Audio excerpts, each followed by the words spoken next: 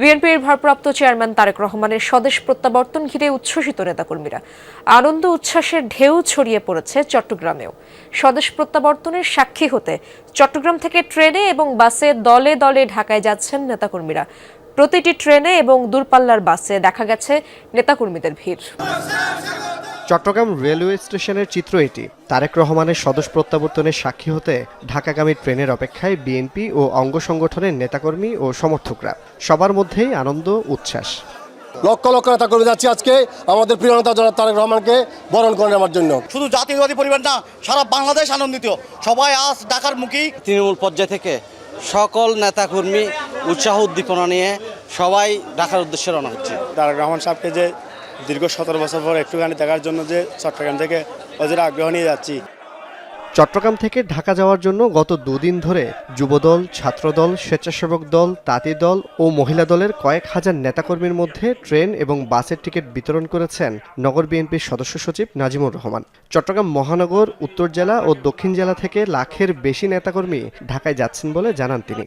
ট্রেনের মধ্যে যারা যাচ্ছেন প্রায় সবাই আমাদের দলীয় নেতাকর্মী। বিভিন্নভাবে তারা টিকিট কেটেছেন, আমরা নিজেরাও তাদের ব্যবস্থা করেছি। সুতরাং আমরা মনে করি আগামী দিনে একটি ঐতিহাসিক জনসমাগম হবে। দিনভর চট্টগ্রাম থেকে বিভিন্ন ট্রেনে তো বটেই, সন্ধ্যা 7:30টায় কক্সবাজার থেকে ঢাকাগামী ট্রেনে এবং রাত 11:30টায় চট্টগ্রাম থেকে ঢাকাগামী ট্রেনে করেও যাচ্ছেন নেতাকর্মীরা। চট্টগ্রাম মহানগর বিএনপি এবং মেয়র সাহেবের পক্ষ থেকে একটা আবেদন করেছিল স্পেশাল ট্রেনের। তো আমাদের একটি স্পেশাল ট্রেন দেওয়া হয়েছে, তার 10টা কম্পার্টমেন্ট যাবে কক্সবাজার টু ঢাকা। সেই ট্রেনের সাথে আরও 8টা এক্সট্রা বগি চট্টগ্রাম সংযুক্ত হবে। রাতে ট্যুর নয়, ওনাদের জন্য 5টা বগি ওনারা রিজার্ভ চেয়েছে, সেগুলো ফুল পেমেন্টে আপ অ্যান্ড ডাউন যাবে। আজকে রাতে ট্যুর নয় এবং আগামী রাতে ট্যুর নয়, ঢাকা থেকে ব্যাক করবে।